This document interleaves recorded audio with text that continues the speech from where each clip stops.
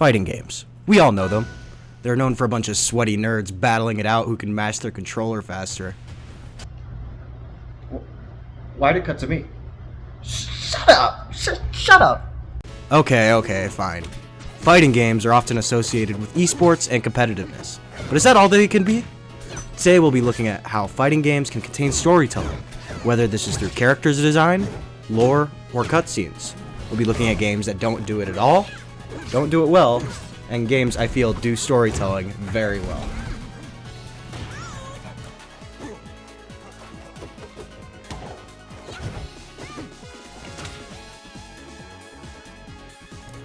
To kick things off, I need to clear something up.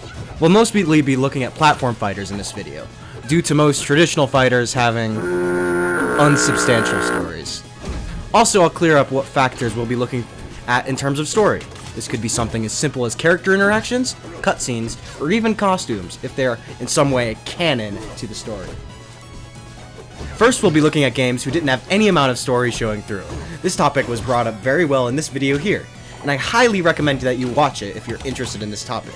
A lot of up-and-coming fighting games go in with no story and expect the players to immediately get attached to a character and play your game. But that is simply not reality. Your character is not Mario, your character is not Sonic, your character is not Link. Your character has no reputation, and if that's the case, your player has no reason to play the game. Look at Rushdown Revolt and Icon's Combat Arena. There's a reason that if you haven't heard of those games, and the reason was bad marketing. Anyway, if your fighting game has no story, your characters are bland, your stages are mid, there's no reason for anything being true in your game, and there's no reason for anyone to play. On a more serious note, story is the lifeblood of any game, not just fighting games, not just story games. If your game doesn't have a story, you're not gonna attract people. That's how you do it. Icon's Combat Arena and Rushdown Revolt advertised they were going to be a successor to Super Smash Bros. Melee. But the issue was their characters were very bland, you could say.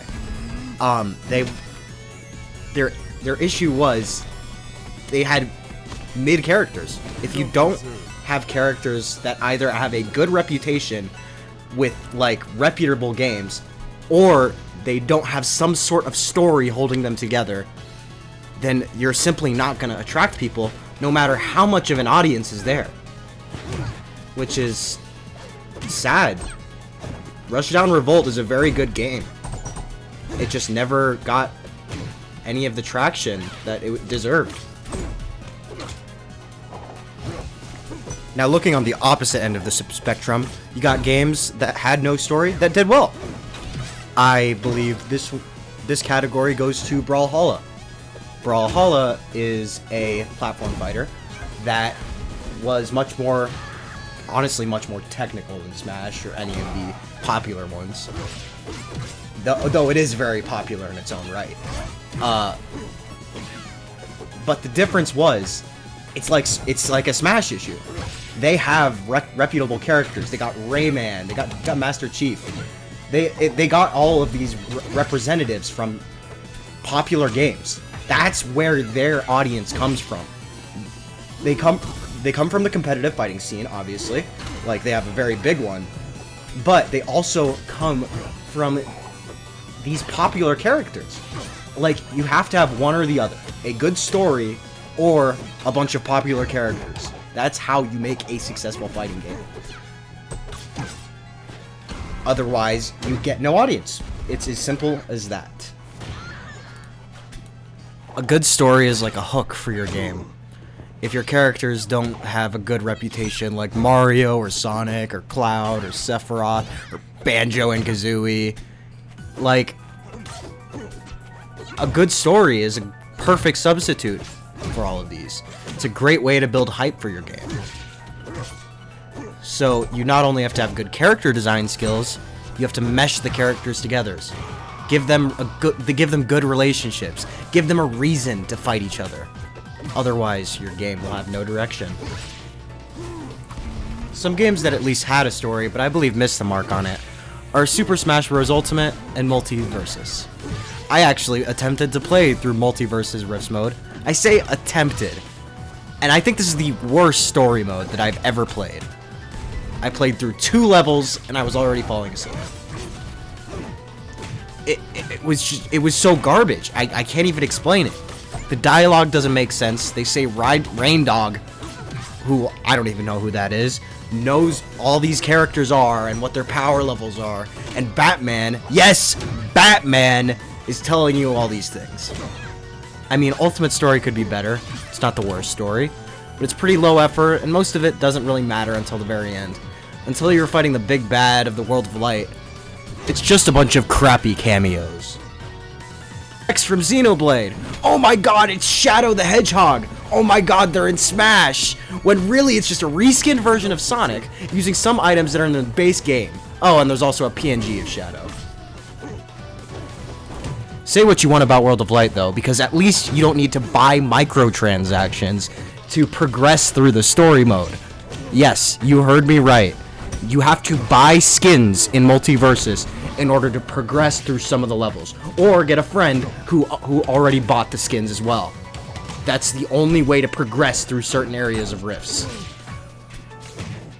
Like, it really just shows some of the corporate greed from some of these companies who don't care about making a good fighting game. They only care about dollar bills, I guess. But none of that matters, because now we're getting to the good stuff. Some of the greatest stories in platform fighting history. We got, in first place, we got Super Smash Bros. Brawl. If you played Brawl, you knew this was coming. Say what you want about Brawl's mechanics. 300% with this choice and stage, especially, bro, trip into the grab. Wow. That's the worst thing ever. Trip into a grab. Worst feeling. Mutsu King just turns back in. Nah, he's laughs. like, He's like, yep. wow. He's just, are you kidding me? He's not even trying. Hand is off the controller right now. He doesn't care. He's like, I'm not even gonna, no, I'm not even gonna try. You will never hear criticism about Subspace Emissary, which is a fire name, by the way. Subspace Emissary did it differently, because they knew they had good characters. They knew they had recognizable immediately, hey, that's Mario. Hey, that's Sonic. Hey, that's King Dedede. Hey, that's all these different characters. They knew they had all of this recognition, and yet they still cared about enough to make a great story. They didn't need any dialogue. They didn't need any of all of that, and they just made a great story where literally everyone contributed in some way, either against as an antagonist or for as a protagonist. Take Lucas, for example, one of the most unrecognizable characters in the series. Not because he's unrecognizable on his own, but because there's just absolute juggernauts like Mario and Link and Sonic. Sonic takes a back seat for most of the game. And he has to go on this character development arc with Pokemon Trainer, of all characters, to find Ness, who was captured by Wario and turned into a statue, like a lot of the characters in Subspace Emissary. And Wario eventually gets all his statues stolen by King Dedede, and it's honestly so impressive to see all of these characters get incorporated, all doing their own thing, all contributing at the very end. And it's still making sense. It's super impressive to see.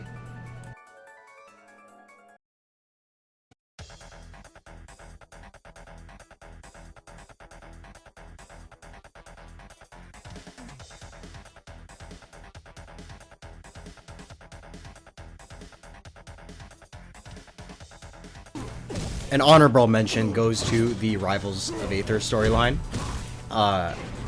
You could probably see I've been building up to this because, you know, of the gameplay in the background being Rivals of Aether. But it's not the Rivals 2 storyline that is the most impressive. I think the Rivals 1 storyline actually is a lot more fleshed out than the storyline in Rivals of Aether 2, due to the fact there's actually one in Rivals 1 and not in Rivals of Aether 2. They still both have the same overarching story, though, which is why I'm giving it an honorable mention. So, yeah, let's get into this. Just to see if you've been paying attention so far, let's play Two Truths and a Lie. Claren had to travel back in time to stop Loxodont from becoming an immortal robot. Forsburn was framed by Loxodont of killing the king of the Fire Kingdom. Zetterburn is Claren's grandfather and also believed Loxodont's lie of Forsburn killing the current Fire King. Time's up and you've been bamboozled. All three are true. It's just an absolutely wild storyline. That all of this is happening just in different times, and they all have reasons to be fighting each other. Which is why I guess it's called Rivals of Ether, I guess. Anyway, that should be all. I hope you guys enjoyed, and have a good rest of your day.